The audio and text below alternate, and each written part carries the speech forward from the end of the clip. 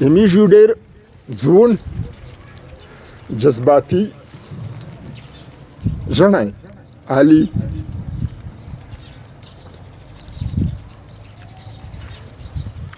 زه حیرون یم چې هغه خلک څه ښه چاته ته وټ ورکړی نحمده ونصلي على رسوله الكريم د وڼه پښتو ادبي ټولنې مشر ورسره د کور ملګري ولمونه ودانوست د شعر و د ادب شوقین ژڼي خیر راغلی درته یم د وڼه د ادبي تاریخي ټولنې تاریخي مشاعره د وڼه ګل په تالار کې زه کله کله د عدنان ریډیو میږ بولي دا چې هغه نوم یې په انګلیسي کې په عدد کې دی میږ د عدد نه واقف نه یي نو زه د عدنان ریډیو کله کله وروه پاکې بیا زه کله کله د خپل ملګري څون شاعرون معرفي کوو ځینې داسې کسونه وروه بیا مو زړه متعده چې زیاتره کې د شعر په نومه باندې دا څه شی پیښیږي خو نن چې مو په سټیج باندې د وڼه د پښتو ادبي ټولنې په سټیج دا ملګري واورېدل زه دا وایم چې زه مبارکبادي ورکوم چې د وڼه د شاعرونې سترګې غوږونه او مینه دا هر شی چارکو زه دا درخواست کوم چې دا غلطیو کېدای شي د میږ نه شوې وي چې میږ مشاعره په جلسه بدله کړې دو حالانکې مشاعره د جلسې نوم نه دی مشاعره د شاعرونې نوستي ته یایي که 15 شاعرون وي که 10 وي که 12 وي چې څومره شاعرون وي د هغې نوستی او په خپل منځ کې د شعر تبادله زده کړه دا ته مشاعره ده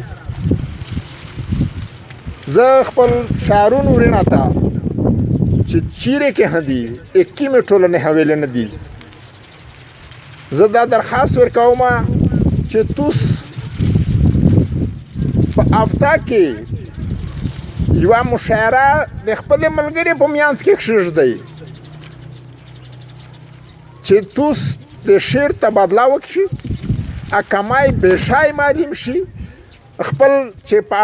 نوسته کې مشر شاعرون وي هغه د توس اصلاح وکړو او دی د نوي خیالات د نوي نسل د سوچ نه خبر شي دا خو د شاعرونو ته وخت کم دی زه په دا سټیج باندې مې د شاکوټي صاحب نه یوه کیسه بار بار اورېده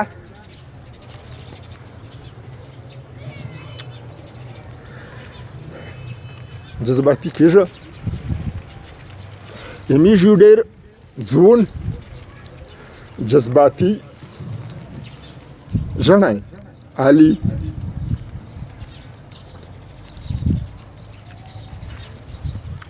زه حیرون یم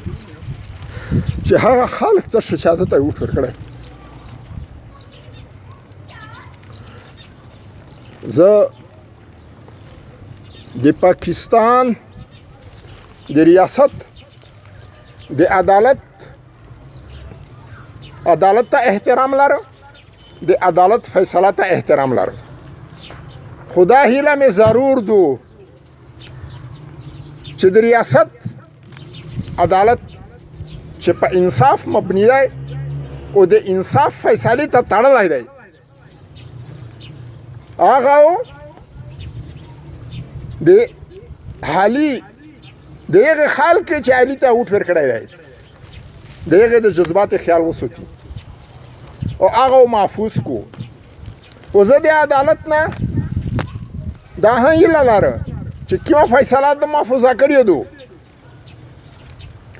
په هغه کې د دغه عدالت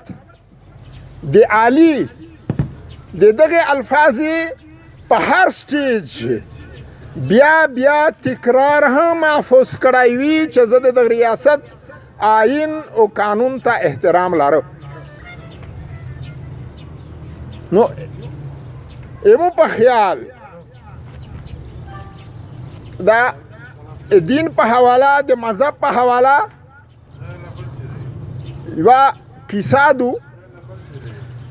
چې ځینې کیسې داسې دي چې په هغه باندې د اصول نه اصول کراس کو سړی او چې ځینې کیسې داسې دي چې په اصول کې اننا اختلاف دی. په اصول کې اننا اختلاف دا د برداشت وړ دی د احترام وړ دی. زه دا یایم چې یو سړی چې دا یایي چې زه آئین او قانون ته احترام لرم دا په اصول کې اننا اختلاف دی. دا اختلاف چې په کومه لهجه په کومه ژبه باندې شوی وي دا ټیک دو. د زیاتې جذبات په بهیر کې ژبه سخته شوې وي لهجه سخته شوې وي غم ډېر وي خو باید چې عدالت ته په خپله محفوظه فیصله کې دغه ټول هر څه هم محفوظ کو. امید دا هیله او توقع لري چې هغه محفوظه فیصله د حق د انصاف د علی او د علی د وټرونې په حق کې.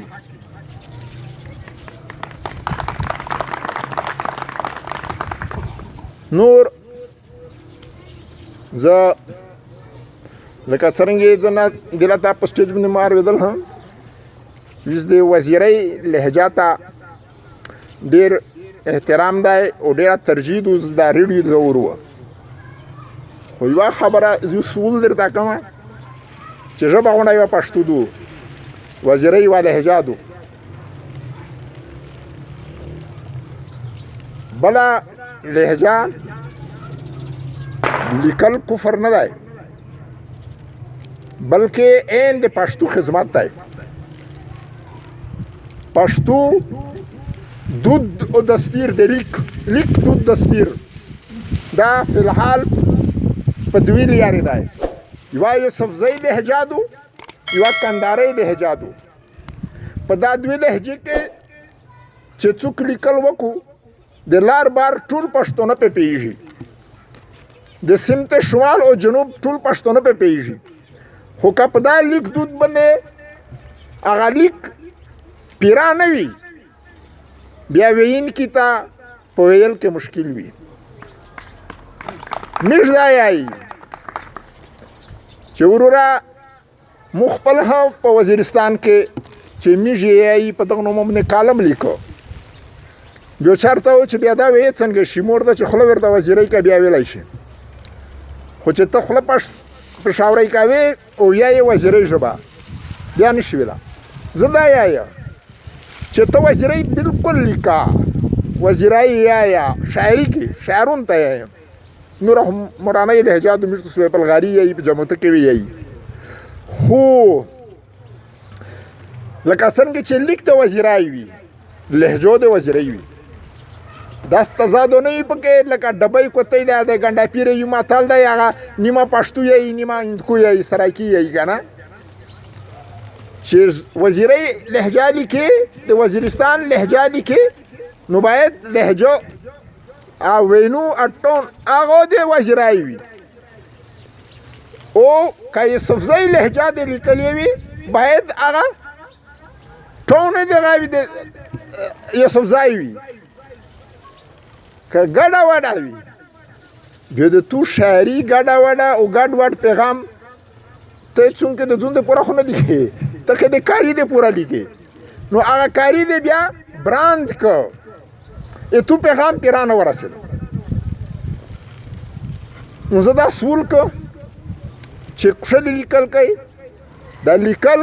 یو یورپین شاعر و هغه ورژل هغه وی خلک یې چې هغه هر یو شعر بیا کوته دا مثال ورکوه چې شعر د یو تخلیقکار الود دی او هر سړی دی چې د الود یې موږ وای مثال ورکوه چې یو شاعر ګایز خپل ځای ساتي حالانکه هغه خو ویښته ډېر دښه دي چې کونډې سپین شي هغه نه سپینېږي خو دوی یې په دغه نیت ساتي چې کونډې سپین شي هر شاعر ته پکور ده چې شعر چې ویایي په ناوله نه درستوي ده او بیا سپیشلي نن سبا خو دا ټنګ ټکور دا کیسې ډېرې شوې دغه خو وروره بیا کیسه پردۍ شوه درخه په دا کې چې یو ورځ شعر ووایه شه او رد ووایه شه دو ویسته څنګه څاټي مو ته اکثر دا ملګري شاید دي چې مو ته رغل دي د مو هر سړي ته دا سول دی چې کتاب وله چاپ کوه چې کله ته په پرته کې د سپین وي خپل شعر خپله اصلاح کړای شي ولې کنې بیا په خپل کتاب پښیمون وي په دغه رنګ په خپل کلام پښیمون وي دا خو مې اته ویل نور تو ستا سول کومه چې موږ الحمدلله مسلمون یو لکه څرنګه چې موږ په دا ژبه باندې زور وواله په دغه رنګ د موږ صرف ژبه نه دو مو ثقافت دی مو جماعت دو مو نستای دی د مو لهجه د هغې حفاظت پکور دی خو بیا زه مسلمون یم مو دین دی سول درته کومه نوې ژڼې ګوره جماعت ته تاک شریک یې سول درته کومه چې قرآن شریف تلاوت کوي سول درته که چې د مور د پلور مانئ د جماعت نه نفرت ما کوي د مولو نه نفرت ما کوي مولو چې څه درته یایي هغه د قرآن شریف نه درته یایي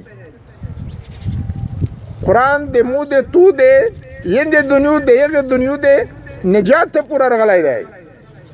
د نبي علیه الصلاة والسلام بی عایشې نه چا پوښتنه وکړه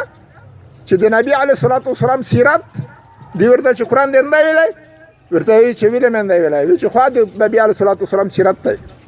چې هر حکم راغلی دی نبي علیه الصلاة والسلام عملي کړی دی ډېر تشکر ډېره مهرباني خدای مو خوښ اوسو ته